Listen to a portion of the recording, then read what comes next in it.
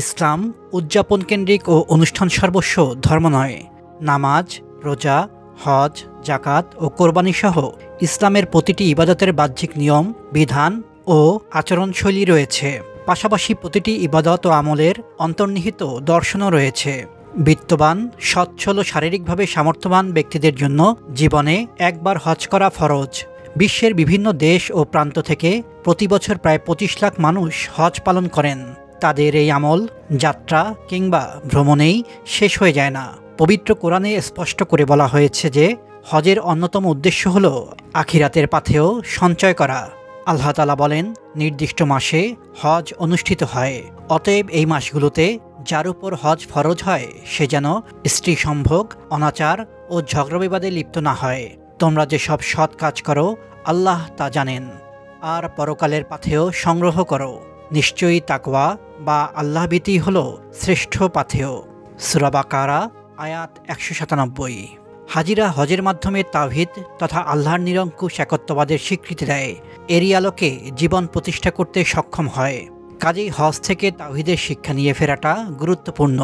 মহান আল্লাহ বলেন, আল্লাহ ও তার রাসূলের পক্ষ থেকে মহান হজের দিনে মানুষের প্রতি বার্তা হলো আল্লাহর সঙ্গে অংশীবাদীদের কোনো সম্পর্ক নেই এবং তার রাসূলের সঙ্গেও নেই। সূরা তাওবা আয়াত ৩। হজ কবুল হওয়ার নিদর্শন কি কি? যাদের হজ কবুল হয় তাদের জীবনের মোড় ও কর্মের অভিযাত্রা ঘুরে যায়। ভবিষ্যতে গুনাহ থেকে বিরত থাকার আগ্রহ বাড়ে। আল্লাহর আনুগত্যের প্রতি মানুষ যত্নবান হয়। হজ করার পর যার জীবনে কাঙ্ক্ষিত পরিবর্তন আসেনি তার হজ কবুল হওয়ার বিষয়টি সন্দেহমুক্ত নয়। আপকে মাসাইল খণ্ড ৪ পৃষ্ঠা ২৫। মুসলিম মনীষীদের একটি বহুল আলোচিত বাণী এক্ষেত্রে প্রাধান্য পায়। তারা বলেছেন, নেক কাজের প্রতিদান হলো এরপরেও নেক কাজের ধারাবাহিকতা বজায় রাখা, আর পাপ কাজের প্রতিদান হলো এরপরেও পাপ কাজ অব্যাহত করে যাওয়া। অনেকের হজ সন্দেহযুক্ত। কারা তারা? বাংলাদেশ থেকে প্রতি বছর লক্ষাধিক ধর্মপ্রাণ মুসলমান হজে যান। এবছর সরকারি ও বেসরকারি ব্যবস্থাপনায় হজ করেছেন মোট ১,২৬,৯২৩ জন। কিন্তু কয়জনই বা নিষ্পাপ হয়ে ফিরতে পারছেন? দেশে গুণী মানুষের সংখ্যা বাড়ছে, তবে সমাজের অনাচার কি কমছে? দেশ ও সমাজ তাদের মাধ্যমে কতটুকুই বা উপকৃত হচ্ছে? তারাও কি যথাযথভাবে পরিশুদ্ধ হতে পারছেন? অনেকজনের হজ ও উমরা, হানিমুন, শপিং, পর্যটন ও প্রমোদ ভ্রমণ উপলক্ষে দেশ দেশান্তরে ছুটে চলার চেয়ে ভিন্ন কিছু নয়। মক্কা মদিনার জিয়ারত ও পবিত্র সফর তাদের শুভবুদ্ধি ও সুন্দর অনুভূতি জাগ্রত করতে পেরেছে কি? যদি না হয় তাহলে তারা কাঙ্ক্ষিত লক্ষ্য থেকে বিচ্যুত হয়েছেন। তাদের হজ কবুল হওয়ার বিষয়টি আল্লাহ ভালো জানেন। হজ থেকে ফেরার পর যে আমল করবেন। হজ থেকে ফিরে এসেই নিকটস্থ মসজিদে ২ রাকাত নামাজ আদায় করা সুন্নাত। হযরত কাব বিন মালিক রাহমাতুল্লাহি আলাইহি থেকে বর্ণিত, রাসূলুল্লাহ সাল্লাল্লাহু আলাইহি ওয়াসাল্লাম যখন কোনো সফর থেকে ফিরে আসতেন তখন মসজিদে নফল নামাজ আদায় করতেন। সহিহ বুখারী। হজ থেকে ফিরে শুকরিয়া স্বরূপ গরিব, মিসকিন ও আত্মীয়স্বজনকে খাবারের দাওয়াত দেওয়া বৈধ। ইসলামের ফিকহ পরিভাষায় সে খাবারকে নকিয়াহ বলা হয়। জাবের বিন আব্দুল্লাহ রাহমাতুল্লাহি আলাইহি থেকে বর্ণিত হাদিসে এসেছে, রাসূলুল্লাহ সাল্লাল্লাহু আলাইহি ওয়াসাল্লাম যখন মদিনায় এসেছেন তখন একটি গরু জবাইয়ের নির্দেশ দেন। জবাইয়ের পর সাহাবীরা তা থেকে আহার করেছেন। সহিহ বুখারী। তবে অহংকার, লোক দেখানো ও বিশেষ উদ্দেশ্য সাধনের জন্য এমন দাওয়াতের ব্যবস্থা করা হলে ইসলাম তা অনুমোদন করে না। ফতোয়ায়ে মাহমুদিয়া খণ্ড ৭ পৃষ্ঠা ১৮৫।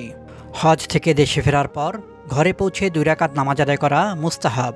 হাদিস শরীফে এসেছে, যখন তুমি ঘর থেকে বের হবে তখন ২ রাকাত নামাজ পড়বে। সেই নামাজ তোমাকে ঘরের বাইরের বিপদাপদ থেকে হেফাজত করবে।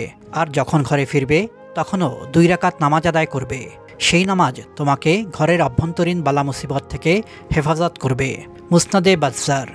যারা হজ করে আসছেন তাদের অভ্যর্থনা ও শুভেচ্ছা জানানো, তাদের সঙ্গে সাক্ষাৎ, মুসাফা ও কোলাকুলি করা এবং তাদের দিয়ে দোয়া করানো মুস্তাহাব। কিন্তু ফুলের মালা দেওয়া, তাদের সম্মানার্থে স্লোগান ইত্যাদি দেওয়া সীমা লঙ্ঘনের অন্তর্ভুক্ত। এসব কাজ থেকে বিরত থাকা উচিত। আপকা মাসাইল খণ্ড ১ পৃষ্ঠা ১৬২। হজে গেলে হজযাত্রীরা জমজমের পানি সংগ্রহ করেন, বাড়িতে আসার সময় নিয়ে আসেন। এটা একটি স্বাভাবিক প্রক্রিয়া। জমজমের পানি নিয়ে এসে লোকদের পান করানো মুস্তাহাব। অসুস্থ রোগীদের গায়ে ব্যবহার করাও বৈধ। মুআল্লিমুল হুজ্জাজ পৃষ্ঠা ৩০৩। হজরত আয়েশা রাদিয়াল্লাহু তাআলা আনহু জমজমের পানি সঙ্গে করে নিয়ে যেতেন এবং বলতেন, রাসূলুল্লাহ সাল্লাল্লাহু আলাইহি ওয়াসাল্লাম জমজমের পানি সঙ্গে নিয়ে যেতেন। সহিহ তিরমিজি হাদিস নম্বর 115। আত্মীয় স্বজন, বন্ধুবান্ধব, পাড়াপড়শি ও যে কাউকে হাদিয়া দেওয়া সুন্নত, কিন্তু মনের আগ্রহ ছাড়া দেওয়া অনুচিত। কারণ শুধু প্রথা পালনের জন্য কোনো কাজ করা শরীয়ত সম্মত নয়। হাজিদের উপহার দেওয়া ও তাদের থেকে হাদিয়া নেওয়া এক ধরনের প্রথা হয়ে দাঁড়িয়েছে। বর্তমানে এটা নামের জন্য বা চক্ষুলজ্জার কারণেও দেয়া হয়। তাই এসব কাজ বর্জন করা উচিত।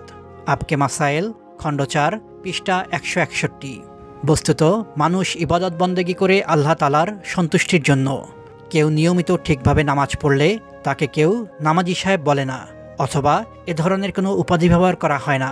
তেমনি হজ করলেই হাজি সাহেব বলার নিয়ম নেই। হাজি সাহেব বা আলহাজ হওয়ার জন্য হজ পালন করা অবৈধ। তবে মানুষজন যদি সম্মানার্থে হাজি সাহেব বলে ডাকেন তাহলে কোনো অসুবিধা নেই, কিন্তু স্বপ্রণোদিত হয়ে নিজের নামের সঙ্গে হাজি বা আলহাজ ব্যবহার করা অসঙ্গত। পাশাপাশি কেউ এ বিশেষণটি উল্লেখ না করলে মনক্ষুণ্ণ হওয়াও অপরাধ। আপনার হজ আল্লাহ কবুল করুন, আমিন।